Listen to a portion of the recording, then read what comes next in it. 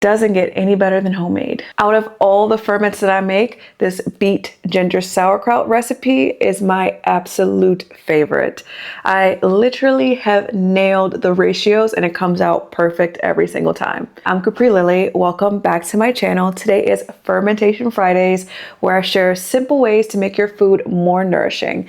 And today I'm going to share my coveted beet ginger sauerkraut recipe. It's so good, comes out perfect every single time, packed with probiotics, tangy flavor, and it's so easy to make. It's way better to make your own sauerkraut at home. I mean, one little jar costs about $7 in the grocery store. I've seen 10 almost, and this entire jar cost me $5 to make with organic beets, organic ginger, and organic red cabbage.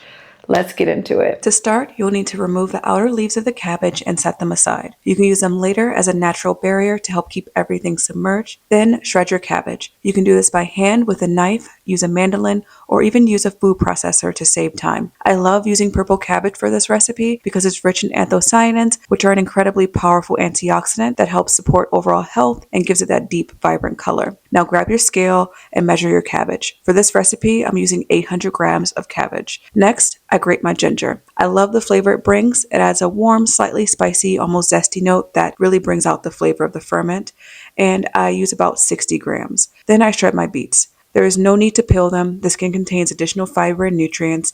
Just make sure to rinse them well, and I'm using 400 grams of shredded beets. That brings the total to about 1,260 grams, and for this batch, I use 50 grams of salt, which gives me a roughly 4% salt ratio. For sauerkraut, 2 to 3% typically produces the best outcome in flavor. You never want to go above 5%, but the exact amount can vary depending on factors like temperature and your environment. In my case, it's very humid where I live, so I use a slightly higher salt concentration to keep everything stable and reduce unwanted bacteria. After mixing the salt in very well, cover the sauerkraut with a cloth and let it sit for at least an hour, but my trick is to let it sit overnight to draw out as much liquid as I can. When you're ready, give the mixture a good massage for a few minutes to release even more liquid, and here you can see all the liquid coming from the cabbage. I like to massage my cabbage for a good 5 minutes, then transfer everything into a jar. Now you take a wooden tamper or spoon, or even use your hands that are gloved and press the sauerkraut down firmly. This helps push out more liquid and remove air pockets.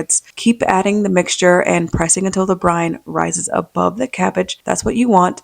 Everything fully submerged and under the brine. This is the key to preventing mold or bad bacteria from developing. And once all the mixture is added, pour the remaining liquid from the bowl into the jar. Then take a clean cloth or paper towel and wipe down the sides of the jar. You can stop here and seal it, but if there's too much space at the top, I like to add a bit of extra brine at the same salt percentage. This helps minimize oxygen exposure, which reduces the risk of mold or unwanted bacteria. Lastly, add your weight or reserved cabbage leaf and seal the jar. Instead of manually burping the jar, I use an airlock. It allows carbon dioxide to escape while preventing oxygen from entering, creating a more stable fermentation environment. It makes the process much more hands-off, so I can simply monitor the activity and check that the airlock has water. Now set it aside and let it ferment. This is where everything starts to transform. So it's been about a week and I'm checking on my ferment. You may notice a thin white film on top. This is called kahm yeast. It can form when the surface is exposed to a bit of oxygen, especially if small pieces are floating above the brine. It's completely normal and not harmful, but it can affect the flavor if it builds up. When you see it, just skim it off and make sure to remove any of the small bits you see floating on top. Also make sure everything stays fully submerged. That's the best way to prevent it from coming back. It doesn't happen every time, but it's common enough that you'll likely see it at some point, especially if you ferment often. If it ever looks fuzzy, colorful, as a strong smell that's different, that's mold. It's unsafe to eat your ferment and you'll want to discard the entire batch. If it's calm, just remove it and let the sauerkraut keep fermenting. You want it to ferment for at least 2 weeks. After that, you can taste it and stop or continue fermenting until it reaches your desired taste. One thing I love about beet ginger sauerkraut is how it evolves over time.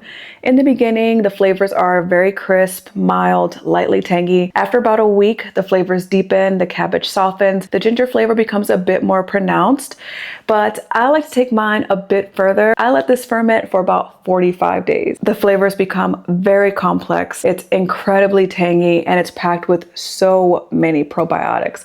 Just a tablespoon or two will give you the amount of probiotics you need for the day.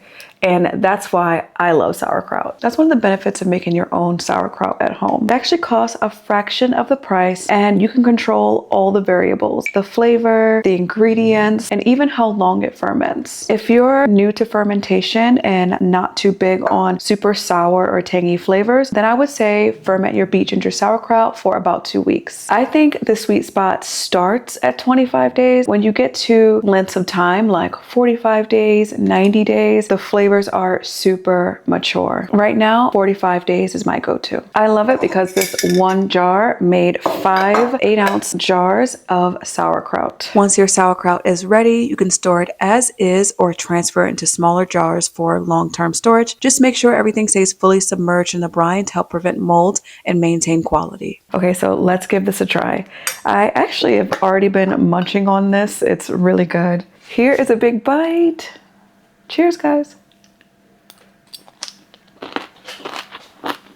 The ginger really comes through, and I feel like the beets give it a bit of an earthy flavor, but kind of sweetens it a bit as well. I'm not gonna beat around the bush about this, but you cannot beat this flavor. I'm feeling krautlicious today. Honestly, I've eaten like 1/4 of this jar. I think I've had enough sauerkraut for the day.